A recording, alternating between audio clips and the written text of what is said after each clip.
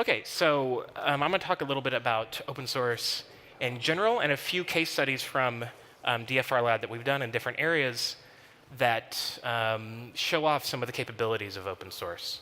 And in each of these examples, there's one video or photo in particular that kind of breaks open the story. So first of all, I'll introduce my colleagues. First, we have Nika, who leads up the digital research for the Baltic region. Lucas, who works some in the Baltics region, but also down in Syria and other conflict zones especially. And finally, Dinara, who also works especially with disinformation and bots in the Baltics, among other subjects. And we're each going to be presenting a short case study, rapid fire, that kind of exemplifies what open source is and how we conduct our investigations. So if you haven't figured it out already, open source information is any information that's accessible to both equally to the analyst or writer and to the audience. So in a utopian vision of open source, there's transparency between the person writing and doing the analysis and the reader so that they can be, more transparency, and then you can cross-check each other. If there's an error, then in the utopian vision at least, the reader could find it and assess it and fix it. So some of these sources are, of course, social media, social networks, Facebook, Kontakte, Jednoklassniki, Twitter, and so on. Increasingly, we see information on closed or semi-closed messaging apps like Telegram, Viber, WhatsApp, and other places. And especially in some countries, this is the main source of news and information. We're seeing this a lot more, and these are harder to assess with open sources, but can still be done. And also a lot of more sophisticated tools like CrowdTangle, little CT on there. And when we pull all this information for conducting some kind of investigation with verification or assessing a war crime or whatever, we look at all the information available. So even if they're from sources we may not trust normally, so you see a few on there you may recognize, like Newsfront, Sana, and Ana News, even if we don't like a lot of their ideological leanings, a lot of times they have footage from conflict zones that are hard to access. So when we do open source research, we synthesize and contextualize all this information together. It's not just one photo. Usually it's not just one photo or one video. It's reports on the ground from witnesses who witnessed something on social media, videos from some of these kind of new gonzo news outlets, traditional reporting from CNN, BBC, or so on, satellite imagery, and so on. So you synthesize it all together, so it's not just single source information. It brings everything together. So for the first example, we have Nika. I'll hand this off to her.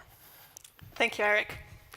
So open source breadcrumb sometimes comes in the form of image. And when it comes to you, first thing you do, you verify it.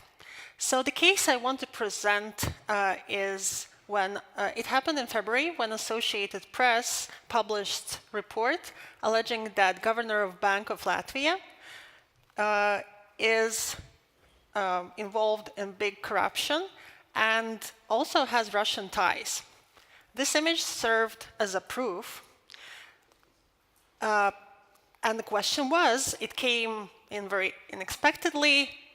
Was it photoshopped? That was the first theory of Latvian online digital engagement space. So we use this open source tool called photo forensics. We run the image scan. How it works, if you do image error analysis, in the top you see how an original image should look like. There are some highlighted parts of the image which show the difference between edges. Like if colors are too different, they are kind of highlighted. And when the image is modified, like in an example at the bottom, 2 books are edited here, here, and a dinosaur there, then you see that they really stand out from the image. Let's take a look if this image was digitally altered. The error analysis, it does not really show up. This tool is open source, everyone can use it, and this is just an error analysis. More sophisticated digital altering can't be there, but this is what we had, so we tried to use another approach. And thanks to some Latvian journalists, by contextualizing, we figure out that this image was a wrong evidence to making the case. So Dmitry Pilshikov, the head of Research Institute for Russian Arms Company, sitting by the table with Ilmar Srimshevich, the governor of the Bank of Latvia, was allegedly connected or worked for Sergei Chemezov, which is friends with Putin. So probably Pilshikov is also friends with Putin. Is it so? So if we lay it out on a timeline, 2010 is the year where the image was taken. 2011 is the last year when we can find any open source information about Pilshikov. In 2012, the institute he ran was joined with a Russian joint stock company, which was then acquired by Rostec, Chemezov is head of. So were they connected in 2010? The timeline shows otherwise.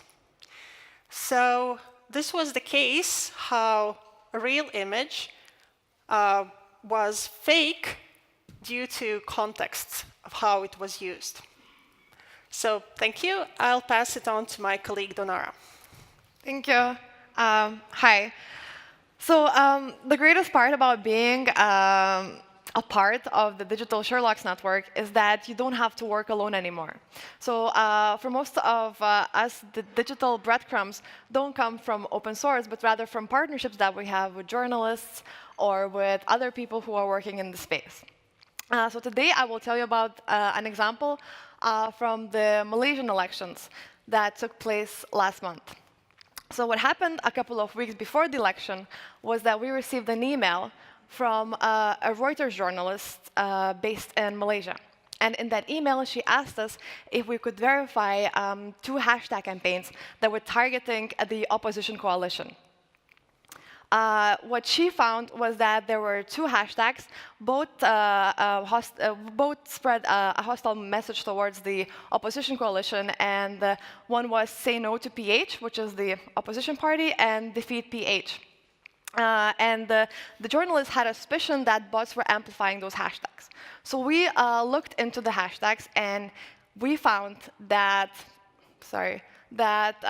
between April 12th and April 18th, those 2 hashtags generated more than 41,000 mentions. And that was done by 22,000 users. And then we decided to look into how many of those users were real accounts and how many were bots.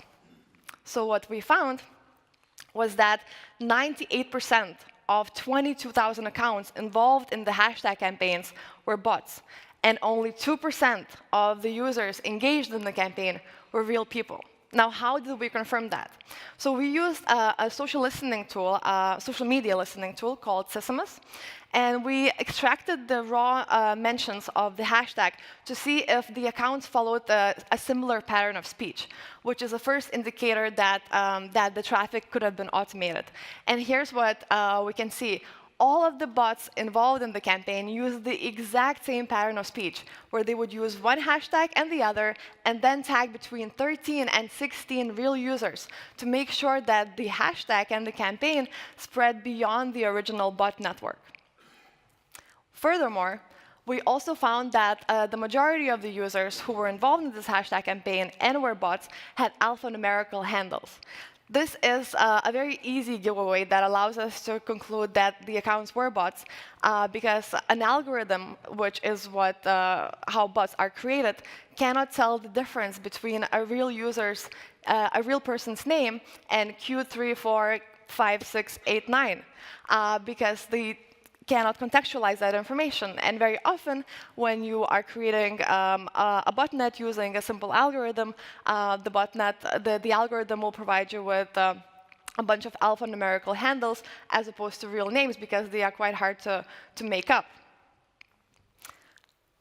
The bots that we have identified shared a 9-second video that we decided to investigate. So it was a video that had 2 stills. One was a still of a Malaysian flag with Malaysia decides in the corner, and another was a picture which appeared to be an image from a political rally. We found that the image was taken at the manifesto launch of the Barisan Nacional, which at the time was the ruling coalition manifesto launch. So what we have found was that this hashtag campaign was targeting the opposition party and promoting the, at the time, ruling coalition.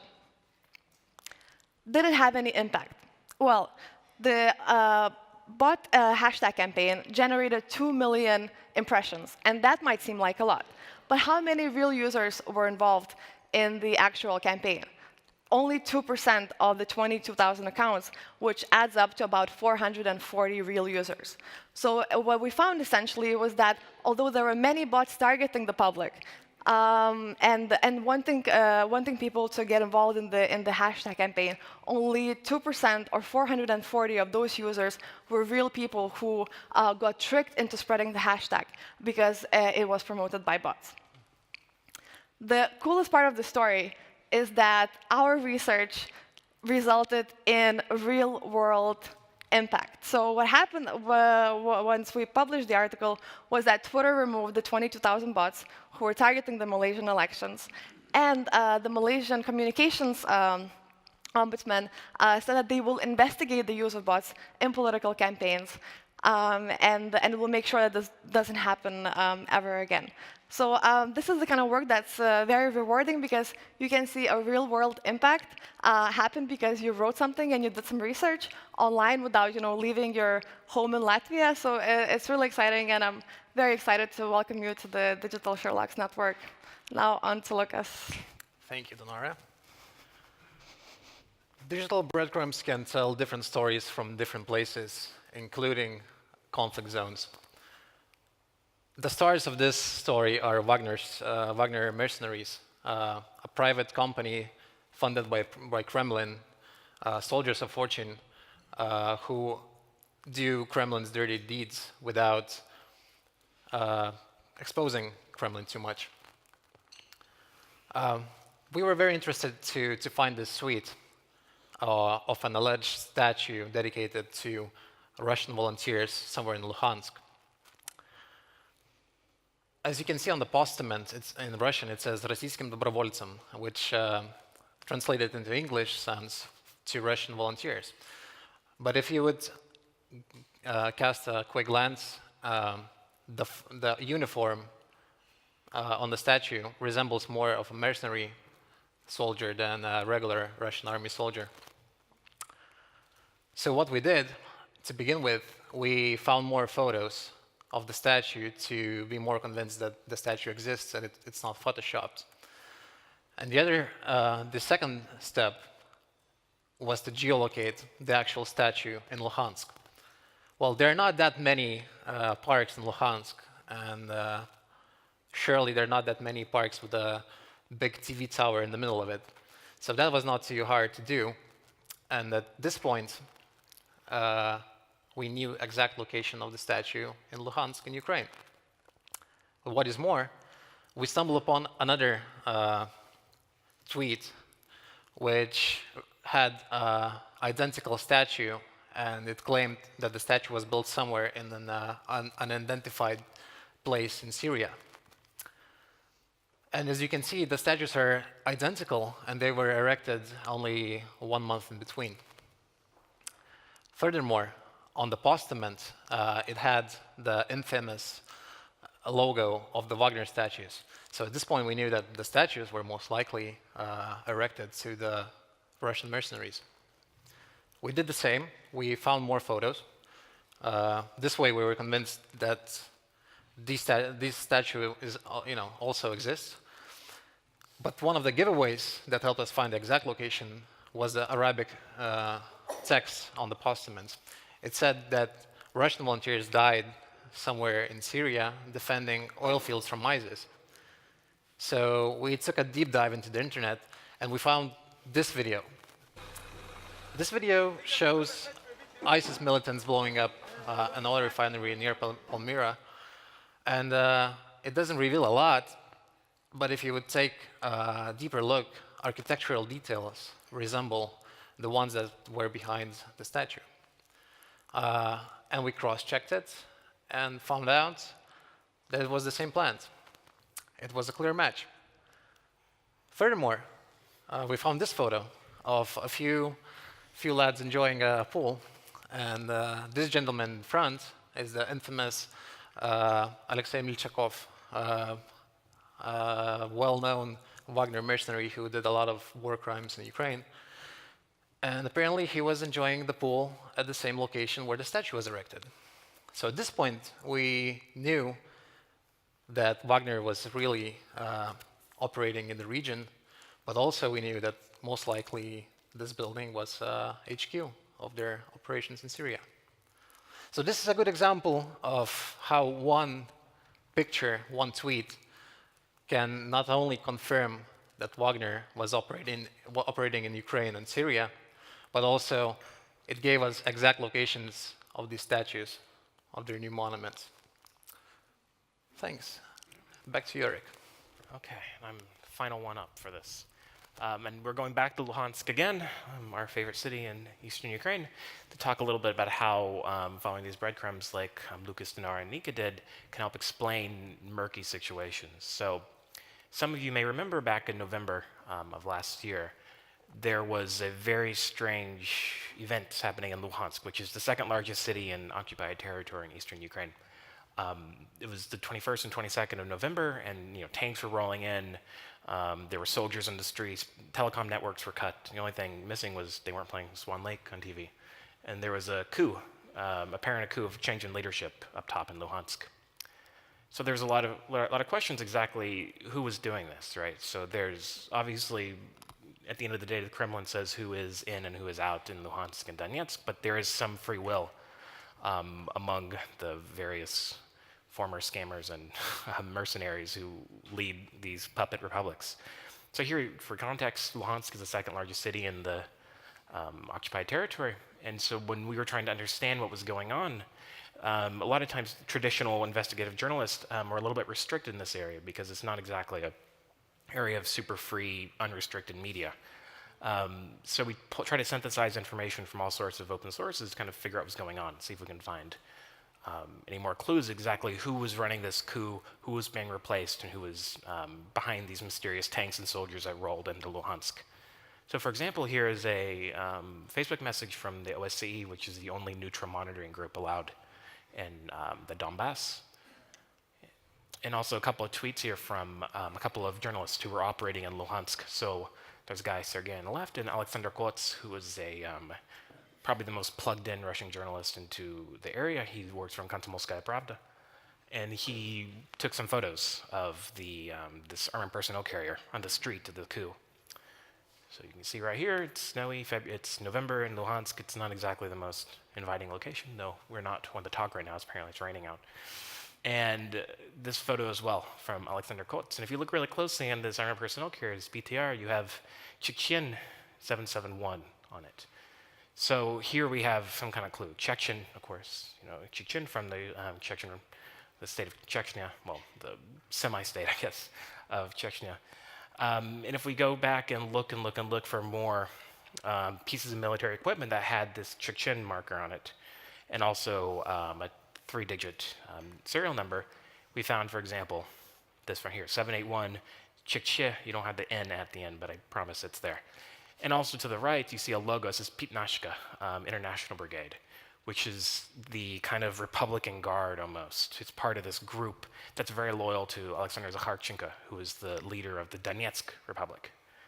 So just by looking at this one picture of this armored personnel carrier, we see the kind of Praetorian Guard of the Donetsk leader is now in Luhansk. So it's, at this point, is it a coup or is it a Donetsk invasion of Luhansk? Because again, these groups are, at the end of the day, Russia says what happens, but they have some free will and they have rivalries and competitions between the groups. So this apparently, at least from this one photo, seemed to be the handiwork of this Donetsk-based group. So we go to next step and we look for more photographs and videos of this Pitnashka group, which is Chechen is kind of a subgroup within Pitnashka. And you see right here, during a military exercise, that exact same armored personnel carrier, 771, participated in some training near Donetsk with a bear, if you look closely. Here's a video from a local TV station showing an interview with somebody from the Pitnashka Brigade, that lovely guy right there. And also, of course, all these places have to have good PR because they want to get recruits. So they have Kontakte on the Klasniki Twitter profiles. So this is the Kontakte page for the Pitnashka group. You see they have 20,000 fans, so they're very popular. And then the Chechen Battalion, which is kind of a subgroup within Pitnashka, this kind of group that's loyal to the Donetsk leadership. And from there, you just go and see who the members are, and you go to their profiles, and you can find out more information. This photo was posted during this coup attempt, apparent coup attempt. They all are on vacation from Donetsk. They're in Luhansk because they have a group photo. They're flying the flag here, and you see in the background, you had your geolocation challenge this morning. So if you spend enough time on Google or Yandex Maps, you can figure out it's right here. You see the same gate, the same building. It's pretty easy breezy geolocation. And this is also, as a side note, the OSCE monitors tried to access the location and they were blocked by a bunch of militants. So now we know why, because they were probably based out of this area for their group photo. And also here, they pose here, this is a market in Luhansk with an oinker in the background there. And geolocation is only half the problem, right? So you can, for example, with the hurricane that happened recently in Houston, there were some photos and videos that were being shared that were actually a year old because there was also heavy flooding a year ago in Houston. So geolocation is half of it. You got to figure out the time as well. So we were worried that maybe these photos were 2 or 3 years old and maybe being reshared. We see this pig here in the background. We saw this was actually constructed in October 2017 when it was debuted, which is just a month before this coup attempt. So we know, yes, this is a new photo. This isn't some old recycled thing. We could figure out the exact location, which is this market in Luhansk, and also the time, which is after October 2017, which coincides with the coup attempt. And sometimes they made our job really easy. Here all these tourists are in front of an I Heart Luhansk sign, so we know exactly where they are. So all these half Ukrainian, half Russian, whatever, volunteers are all on a vacation for a coup attempt. And so that one photograph, that one armored personnel carrier with Chechen on the side, led us to the profiles of all these people, and we can actually see from their own social media profiles who was behind this mysterious coup in Luhansk. Turns out they were just soldiers from Donetsk who were just executing the will of the Kremlin for them. So next, I think we have some questions. I'm not sure how we pull those up. Actually, we can just ask some questions here in the room before we get to the ones on the app. So if we have a mic runner somewhere, we can ask some questions and I'll hand them off. You can direct your question either to one of the people here or just to me, and then I'll distribute. Hi there, my name's Brad Chen. I'm with YouTube. I'm an engineering manager. I thought that was an interesting case study where you found a truth that had been hidden. But even having found it, would you say that they were successful in what they were trying to do in that act of deception? You mean in the coup thing we were just talking about, or something else? Yeah. With that, it's a little bit different because the question is who's going to stop us, right? So no one's going to send soldiers into Luhansk to stop this coup because no one really cares about this infighting, right? So when you're thinking about questions that are a little bit more geopolitically important, when Russia having troops, and where they shouldn't be in Ukraine or Syria, then it's a little bit harder to cover up. That's something that there's a little bit more operational security about nowadays, at least. So in this specific example, the Luhansk thing, they probably weren't trying to hide it too much, just because, again, this is kind of internal squabble between these puppet republics. But for bigger questions about Russians in Ukraine in 2014 and 2015, and Russians in Syria before they had their official announcement of entering troops there, or the Wagner mercenaries who were there freeing the oil fields. For them, it's more important, and because then you get the accidental reveals of information. And with that, what you're looking for when you're doing this research is people who are just careless or stupid, right? So maybe they take a photo and they accidentally leave a geotag for where they were. It doesn't happen too much anymore, but it used to all the time. Or a soldier who has all of his photographs, and he has had one photo that accidentally slipped in of him in Ukraine, which happens sometimes as well. So with these things, you're looking for breakdowns of brain farts or operational security or so on. But in the specific Luhansk example, they weren't really hiding it that much. Okay, and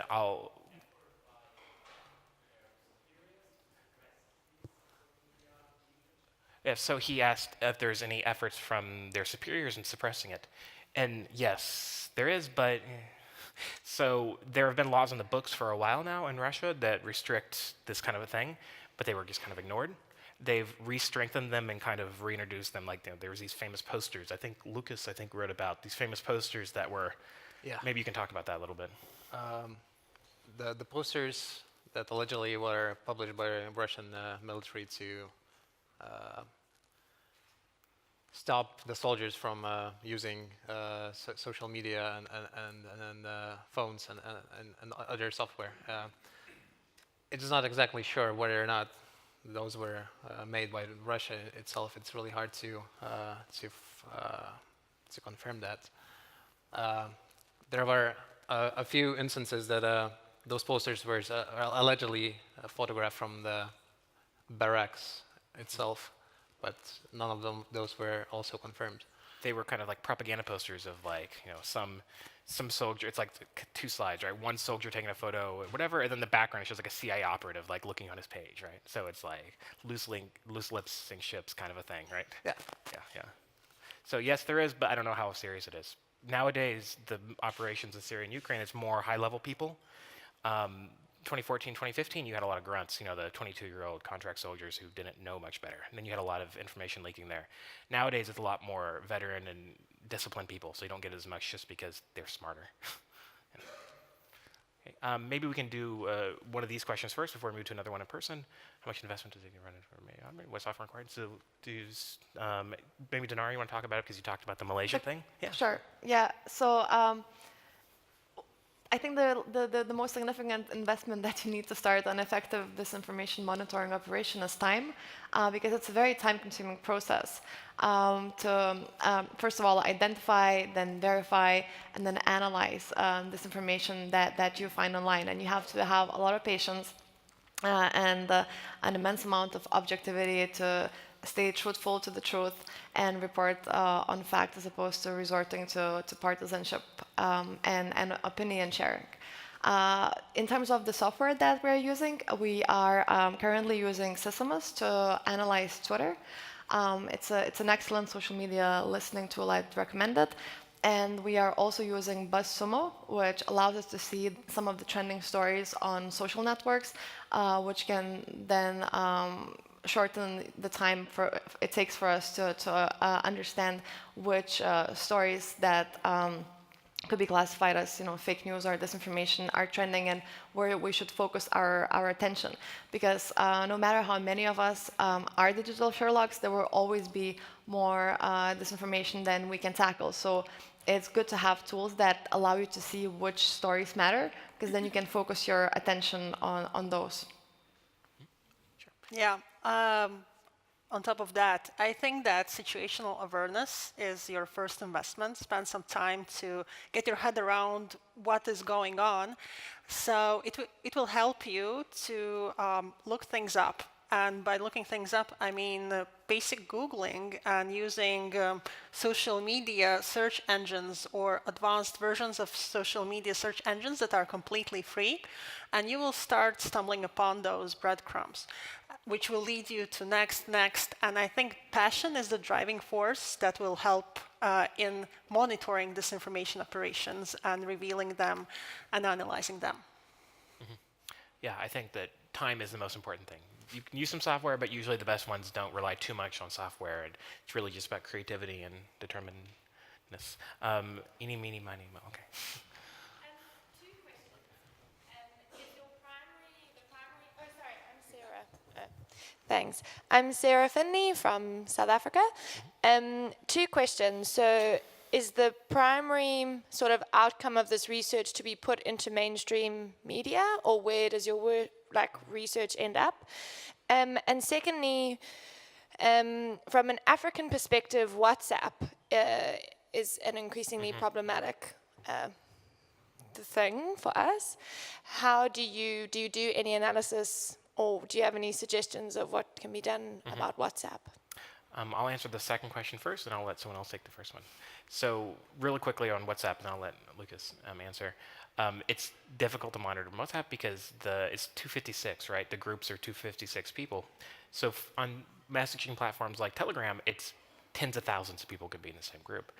But information travels through WhatsApp between these closed groups within friends, and you can't just jump into a group and then monitor it because there's tens of thousands, hundreds of thousands of groups all over.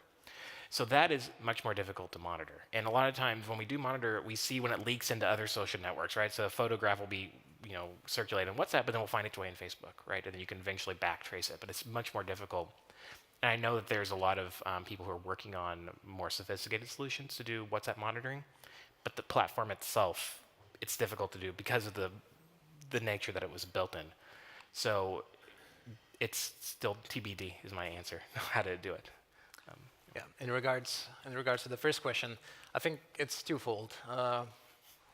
One of the reasons why we do this research is to provide real-time monitoring of a certain event or a certain region, and then our readers are reading it, but also bigger news media outlets are picking up on the story and use it in wider investigation.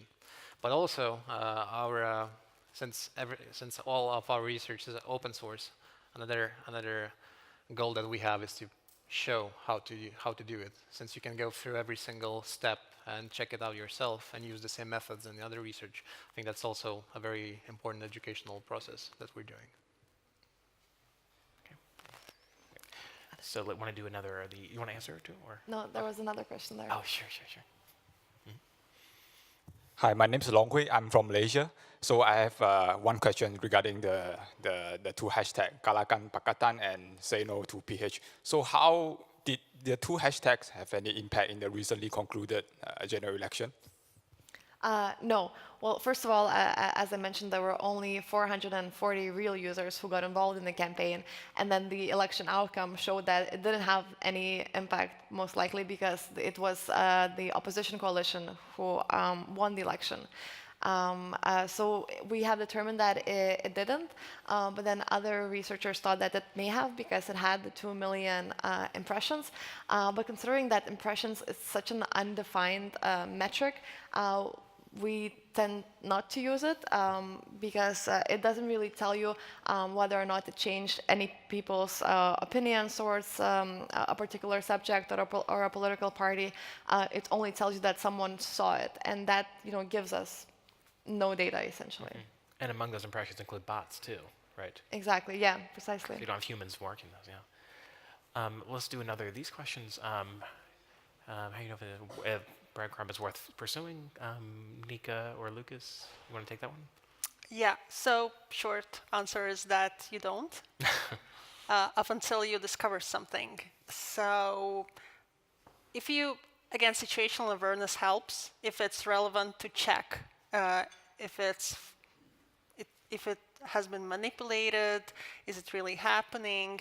Then you follow down, and sometimes, so it's very easy oftentimes to fall into the conspiracy thinking mindset that there's something that is behind the scenes, but oftentimes it proves to be the case that things are much more simple than we expect at first. So if your breadcrumb doesn't lead you anywhere and you have spent day already, then maybe it's not worth pursuing it further. And as a closing note, as I've been told to shut down, another thing that the journalists in the room should also consider is if something is worth covering or debunking. Because if it's some obscure hoax that only 5 people have seen, if your major news organization publishes something about it, you just shine a spotlight on it, and 1 million more people are going to see it who ever would have. So with this thing, it's kind of keep it in your back pocket, right? Verify it and be ready in case it gets larger, but thinking about that threshold of when to cover something and when it's not worth it is very important. And